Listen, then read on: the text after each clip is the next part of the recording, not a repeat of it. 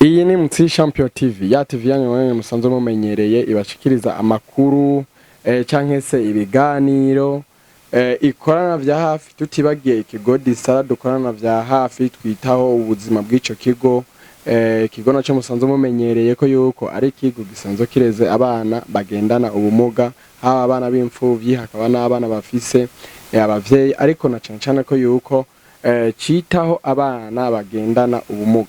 Ntitwibagiye ko kandi ico kigo gisanzwe gifise kandi abandi bantu bakuze ariko bagendana ubumuga, mwarabibonye aho tugenda tubereka ko yuko hari aba bari mu entraînement bariko barakina ico bitwa volleyball canke kwinonora imitsi, koko navyo nyene birashoboka ku muntu agendana ubumuga ko yuko ashobora kwinonora imitsi kandi biranamufasha na gose. Ntitwibagiye ko yuko basanzwe bafise ibigo bisanzwe vyigisha imyuga. Ikintu cyose ico kigo Disara ikora yisunze ko yuko uwo muntu agendana ubumuga, tutibagiye ko yuko na nyene kugishinga kandi ico kigo nawe nyene asanzwe agendana ubumuga, ni naho havuye n'uwo mugambi kuko yashoboye gushinga ico kigo. Ntitwibagire kandi ko yuko iyi TV yacu ariyo Mutsi Champion TV ntabwo iraba ico kigo ca Disara gusa canke ibyo deje kubadondagurira byose ikora. Twamenyesha ko yuko haba ku bantu bivuga butumwa bitandukanye biva n'umwe wese kwemera, turabakira turabatumira kugira ngo twumve ibishobora kuremesha imitima yacu canke se bishobora kubaremesha bivanye n'umwe wese mu kwemera kwiwe.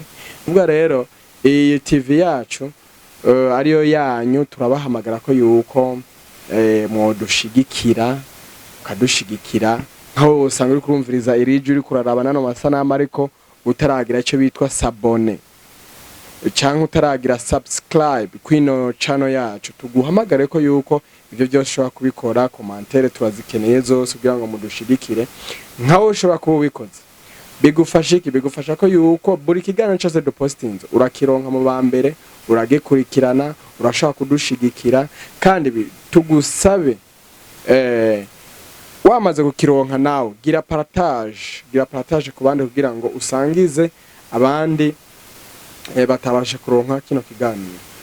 Turabahamagarira rero ko yuko abantu baba mu micungano bitandukanye mu gihugu cy'u Burundi mumenye neza ko yuko mu ntara ya Cibitoke, komine ya Buganda, zone Gasenyi, neza na neza muri Gasonyi centre niho ico kigo Disara kiri. Ico kigo Disara rero impamvu twama twakivuze ko gose no ko yuko twasanze ari kigo gifise akamaro, ikigo twagiye twumva abantu bagishingira intahe, ikigo twagiye twumva abamama benshi bashima umuntu yagishinze.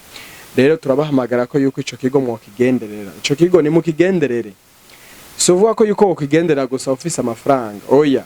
Ikigo Disara urashobora kukigendera uvuga ati ndafise umutima w'urukundo, ngiye kuraba abana ndabatera inkuru ndabayagishe ibintu nyine bene ibyo. Urashobora kugenderera ico kigo Disara witwaje akunyu mu gashashe, urashobora kugendera ico kigo witwaje uduharage, urashobora kugendera ico kigo Disara witwaje amakara y'amajana 5 canke umufuko wose, kuko ico kigo Disara tubibutse ko yuko ni kigo gisanzwe ari ikigo kireze abana bagendana ubumuga. Kandi murabizi ko yuko abana bagendana ubumuga canke umuntu agendana ubumuga n'umuntu usanga bigoye irera canke ikurikiranwa, kuko benshi muri bo usanga novuga ko yuko bafungura ariko bataronse amahirwe yo kuja kurondera.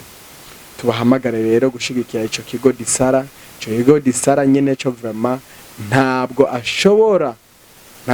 ashobora gusporta charge zose. Ico twovuga no kuvuga ngo ibisabwa byose, hari n'igihe usanga mu ico kigo Disara amazu yubatse bisaba ko yuko hari vyahinyanyura, hari igihe usanga akamatera karaheze ugasaba ko asubiriza, kandi hari igihe usanga uduhuzu yabaguriye utuniforme, kuko mu ico kigo nyene tubibutse ca Disara hariho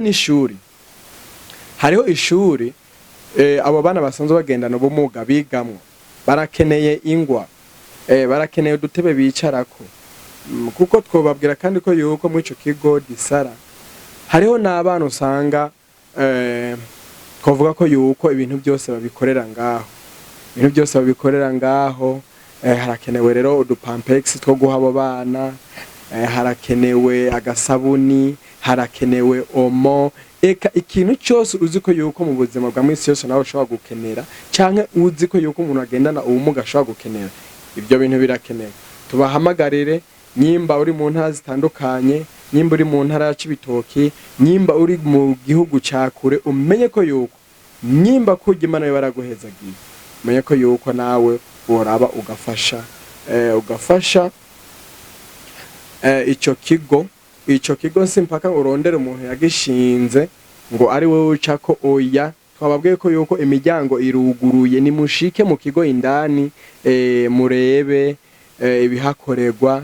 Ushobora no kuza uzanye ivyiyumvira ati mbona umenga mwokora kumwogira uko, ni byiza cyane, turabahaye karibu. Tubibutse kandi ko yuko abantu batubwira ko yuko bifuza kuzana abana bagendana ubumuga muri ico kigo ni benshi gose.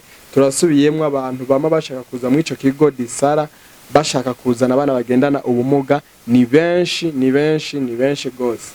Ariko rero nyene cyo yifuza kubakira bose, ariko intambamye ni nuko uburyo canke ukubakira, uburyo bwo kubakira canke byankenego byo kubakira nibyo usanga bigenda bivuna. Ni nayo mpamvu duhitamwo kubibabwira kugira ngo mukigenderere ico kigo Disara, kuko ni kigo ciza cyane. Nifuza adresse canke mushaka kumenya adresse y'ico kigo, ni karibu.